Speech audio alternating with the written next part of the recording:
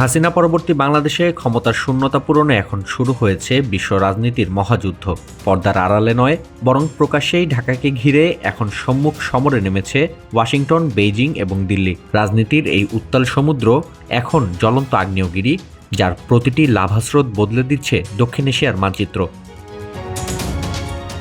Doctor ইউনূসের অধীনে চীনের সঙ্গে প্রতিরক্ষা চুক্তিতে সই করেছে বাংলাদেশ।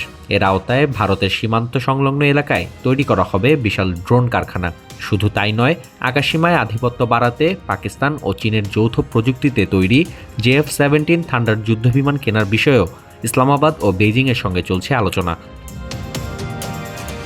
বাংলাদেশের এই চীন ঘেঁষা নীতিতে চরম উদ্বিগ্ন হোয়াইট হাউস। সম্প্রতি রয়টার্সকে দেয়া এক সাক্ষাৎকারে বোমা ফাটিয়েছেন ঢাকায় নিযুক্ত মার্কিন রাষ্ট্রদূত ব্রেন্ট ক্রিস্টেনসেন।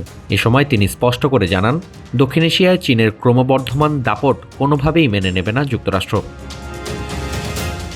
তবে পরিবর্তিত বাংলাদেশকে শুধু হুমকি দিয়েই কাজ হবে না, বিষয়টি ঠাউর করতে পেরেছে ডোনাল্ড ট্রাম্প সরকার। তাই দেয়া হচ্ছে একের পর এক লোভনীয় গোপন প্রস্তাব। রাষ্ট্রদূতের দাবি, নিম্নমানের হার্ডওয়্যার রপ্তানি করে চীন, এর পরিবর্তে বাংলাদেশের সামরিক সক্ষমতা বাড়াতে উন্নত অস্ত্র ও প্রযুক্তি দিতে চায় যুক্তরাষ্ট্র। যদিও কোন অস্ত্র দেয়া হবে এই বিষয়ে বিস্তারিত জানাননি তিনি। চীনের সাথে সামরিক ঘনিষ্ঠতা বাড়ালে ভবিষ্যতে কী ধরনের চরম ঝুঁকি তৈরি হতে পারে তা নিয়ে নির্বাচিত সরকারকে সতর্ক করতে চায় ট্রাম্প প্রশাসন।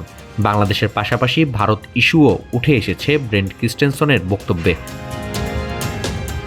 শেখ হাসিনার পতনের পর ঢাকায় দিল্লির প্রভাব এখন কার্যত শূন্যের কোঠায়। ভিসা বন্ধ থেকে শুরু করে ক্রিকেটের মাঠ, সবখানেই এখন বৈরিতার ছায়া। ট্রাম্প প্রশাসন চাইছে ভারত ও বাংলাদেশের এই বরফ দ্রুত গলুক, কারণ দুই প্রতিবেশীর শত্রুতা চীনের জন্য আশীর্বাদ হয়ে দাঁড়িয়েছে। মার্কিন রাষ্ট্রদূত জানিয়েছেন, শত শত আমেরিকান কোম্পানি বাংলাদেশে বিলিয়ন ডলার বিনিয়োগের জন্য মুখিয়ে আছে, কিন্তু শর্ত একটাই, নির্বাচিত সরকারকে হতে হবে বিনিয়োগ বান্ধব। পাশাপাশি চীনের সামরিক বলয় থেকে দূরত্ব বজায় রাখতে হবে। একদিকে ড্রোন আর যুদ্ধবিমানের স্বপ্ন দেখাচ্ছে চীন, অন্যদিকে বিনিয়োগ আর অত্যাধুনিক অস্ত্রের নিশ্চয়তা দিচ্ছে আমেরিকা। মাঝখানে দাঁড়িয়ে বাংলাদেশ এখন দক্ষিণ এশিয়ার রাজনীতির আসল গেম চেঞ্জার।